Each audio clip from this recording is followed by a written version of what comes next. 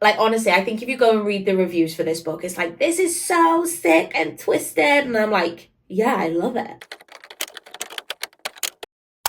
Hi, my name's Michaela. Welcome back to my YouTube channel where we talk about all things books. In today's video, we have another author backlist ranking and rating video. I recently did this for John Mars, and today we're going to do Alice Feeney. Alice Feeney currently has 7 books published. I've read them all. I've rated them all. So now let's rank them. Thank you so much for being here. If you find this video helpful, please give it a like. And if you want to see more, please subscribe. I'd really appreciate it.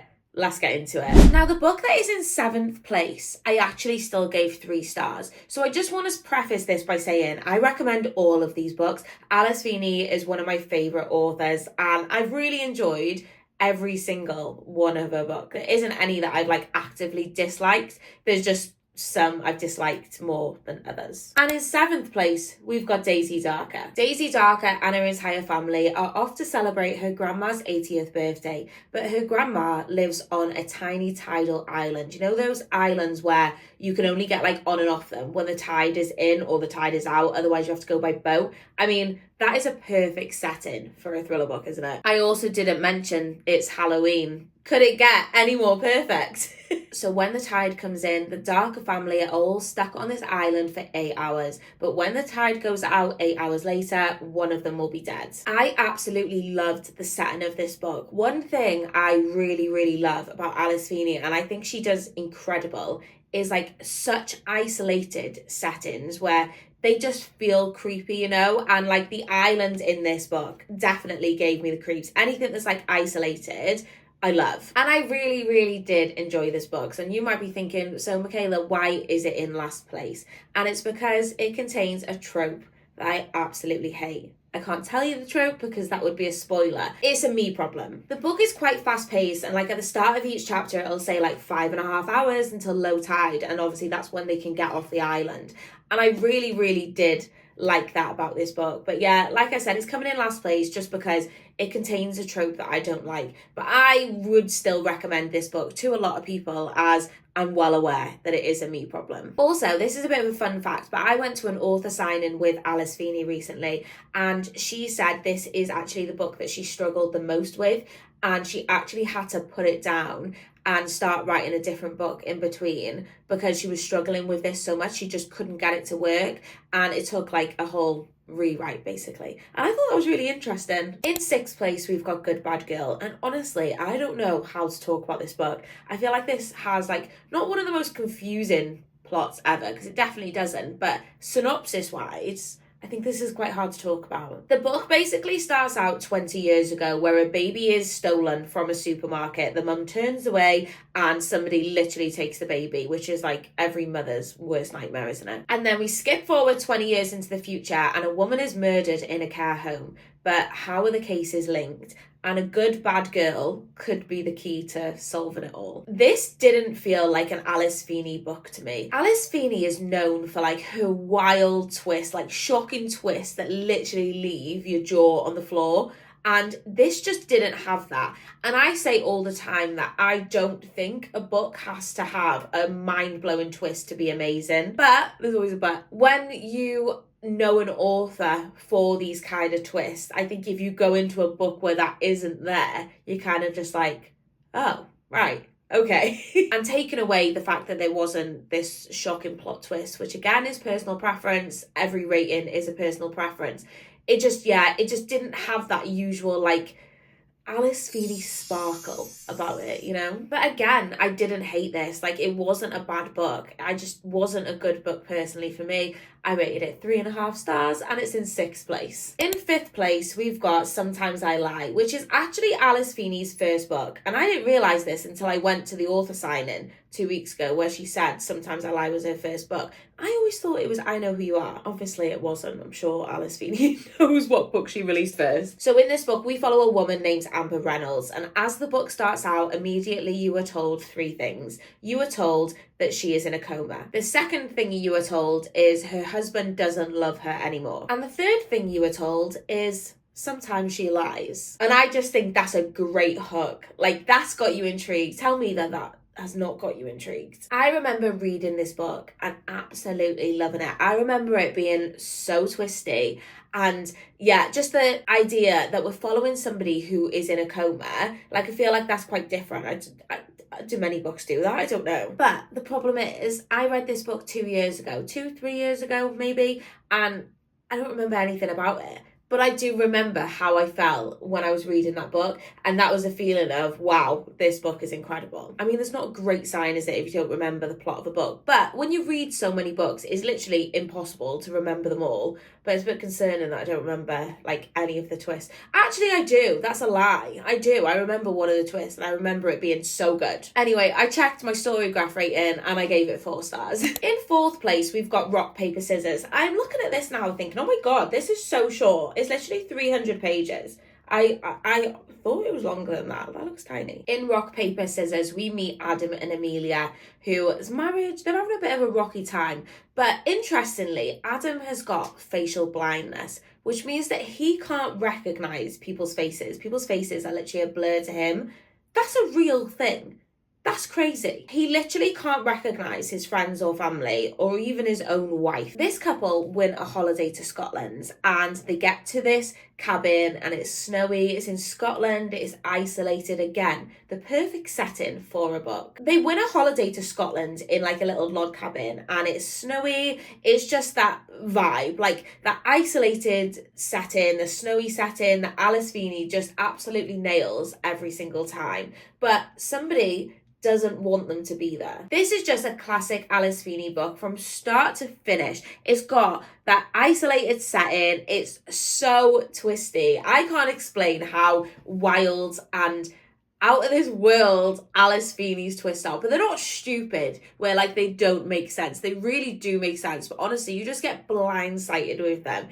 Her twists are what make her one of like my auto-buy authors. And I think just adding in that layer of facial blindness that's in this book, like that was quite like a unique concept of the book. And I honestly can't believe that that is a real thing that people suffer with. And I also gave Rock, Paper, Scissors 4 stars. We're in the top 3. It's getting serious. In 3rd place is His and Hers. I actually think this is Alice Feeney's only police procedural thriller.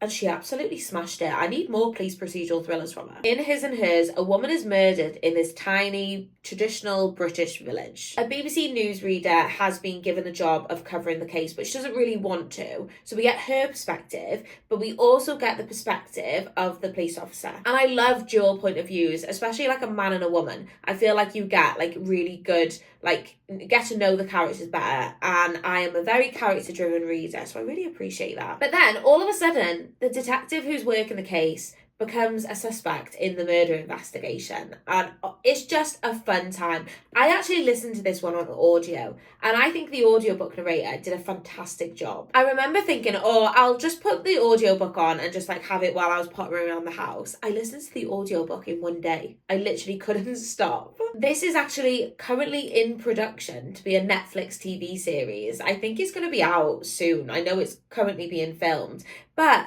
they're making it American. And I don't know how I feel about that. Like, I feel like this would have been like Midsummer Murder vibes, you know, like if we took it as like a UK series. So I hope they do it justice. No offence to you Americans, because obviously I love your TV programmes, but there's just nothing quite like a British murder mystery. Do you agree? Again, classic Alice Feeney, crazy twists, endings you will never see coming. And I gave it 4.5 stars. And talking about plot twists, no plot twist will ever leave you gobsmacked as much as this book. In 2nd place, we've got I Know Who You Are. And this was actually my 1st place book until the next book we're going to speak about, because this book is the most shocking thriller book I have ever read. Like, give it a medal. I actually don't think any book will shock me more than the twist in this book. And people actually rate it really lowly. This has got a really, really low rating on Goodreads, and I think it's because of the twist.